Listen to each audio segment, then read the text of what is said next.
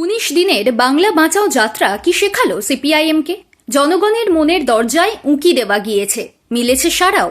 এবার নতুন লক্ষ্যে ঝাঁপানোর সময়। তাই উত্তর থেকে দক্ষিণ 19 দিনের 1000 কিমি যাত্রার পর বিশ্রামের কথা ভাবছে না আলিমুদ্দিন, বরং এখনই আসরে নেমে পড়ছেন নেতা নেত্রীরা। ঠিক হয়েছে নতুন লক্ষ্যমাত্রা। প্রবীণে নবীনে মেলবন্ধনও হয়েছে চমৎকার। ভেঙে পড়া জনসংযোগের সেতুও মেরামত করে গিয়েছে অনেকটাই।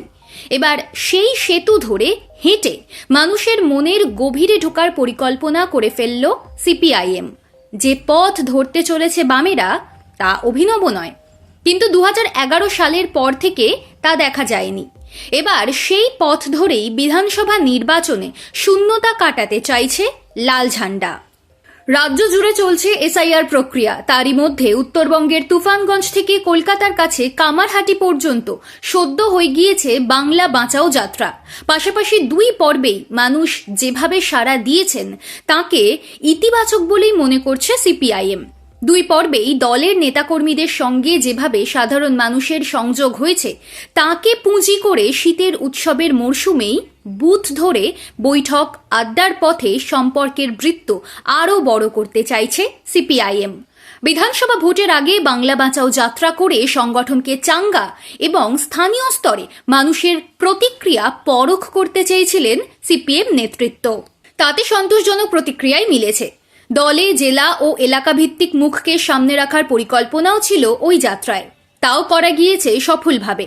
কোচবিহারের তুফানগঞ্জে 29 নভেম্বর শুরু হয়ে 11টি জেলায় 1000 কিলোমিটারের বেশি পথ পাড়ি দিয়ে কামারহাটির দেওয়ানপাড়ায় শেষ হয় এই যাত্রা। অশোকনগর, গাইঘাটা, বনগাঁ, স্বরূপনগর, বাদুড়িয়া থেকে শুরু করে উত্তর শহরতলির পানিহাটি নানান জায়গাতেই যাত্রা ঘিরে মানুষের সাড়া মিলেছে।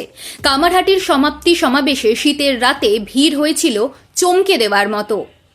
আলিমুদ্দিন স্ট্রিটে দলের রাজ্য কমিটির দুদিনের বৈঠকের প্রথম দিনে সেই মনোভাবই উঠে এসেছে জেলার নেতাদের বক্তব্যে। এসআইআরে সহায়তা এবং বাংলা বাঁচাও যাত্রা থেকে যে জনসংযোগ তৈরি হলো তাকে ভোটের আগে কাজে লাগানোর কথা হচ্ছে বৈঠকে। জানা যাচ্ছে বিশেষত উত্তর দিনাজপুর, মালদহ, মুর্শিদাবাদ, নদিয়া, উত্তর 24 পরগনা জেলায় যাত্রার প্রভাব বেশ ভালো।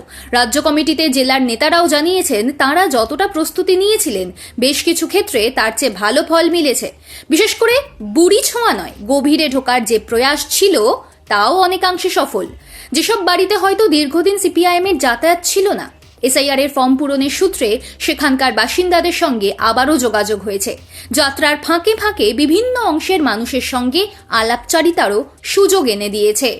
এই অভিজ্ঞতা কাজে লাগিয়েই অন্তত 10,000 বুথকে প্রাথমিক লক্ষ্য ধার্য করা হয়েছে দলের তরফে। ঘরোয়া আসর বৈঠকের মাধ্যমে আরও জনসংযোগের কর্মসূচি নিতে চলেছে সিপিআইএম। রাজ্য কমিটির বৈঠকের শেষ পর্বে ওই অভিযানের পরিকল্পনা সবিস্তার ব্যাখ্যা করতে পারেন দলের রাজ্য সম্পাদক মোহাম্মদ সেলিম। তবে দলের মধ্যেই একটা প্রশ্ন রয়েছে। ডিওয়াইএফআই এর উদ্যোগে ইনসাফ যাত্রায় ভালো সাড়া মিলেছিল, তারপর যুবদের ডাকেই হয়েছিল ব্রিগেড সমাবেশ, কিন্তু এই দুয়ের পরেও লোকসভা ভোটে সিপিআইএম সুবিধা করতে পারেনি। এবার তাই বাড়তি তৎপরতার দাবি উঠছে।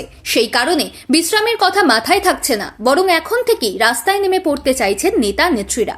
কেউ কেউ অবশ্য বলছেন ইনসাফ যাত্রা হয়েছিল যুব সংগঠনের সাদা পতাকা নিয়ে, সেই পতাকায় ভোট হয় না। এবারের পরিকল্পনা সরাসরি দলের। বাংলা বাঁচাও যাত্রা আশাতীত সাড়া মিলেছে। এখন এসআইআর এর শুনানি পর্বে মানুষের পাশে থাকতে হবে, বুথ স্তরে যোগাযোগ বাড়াতে হবে। 2 বছরের ব্যবধানে দুই যাত্রাতেই সামনের সারিতে ছিলেন মীনাক্ষী মুখার্জি। এবারে তাঁর মত, ইনসাফ যাত্রায় প্রতি জেলায় কিছু সন্ত্রস্ত মলিন মুখ দেখেছিলাম, এবার মানুষের চোখে সাহস দেখেছি। তৃণমূল ও বিজেপির বিরুদ্ধে রাগ দেখেছি। বাংলা বাঁচাতে তাঁরাই ভরসা। সেলিমও বলে দিয়েছেন মানুষ কোণঠাসা হয়ে গিয়েছেন, তাঁরাও নিজেদের নিয়ে আশঙ্কায় রয়েছেন। তাঁরা ভরসা করতে চাইছেন বামেদের।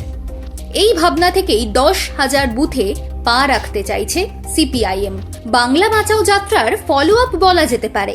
মানুষের ভরসার জমিতে পা রাখাই একমাত্র লক্ষ্য লাল ঝান্ডার।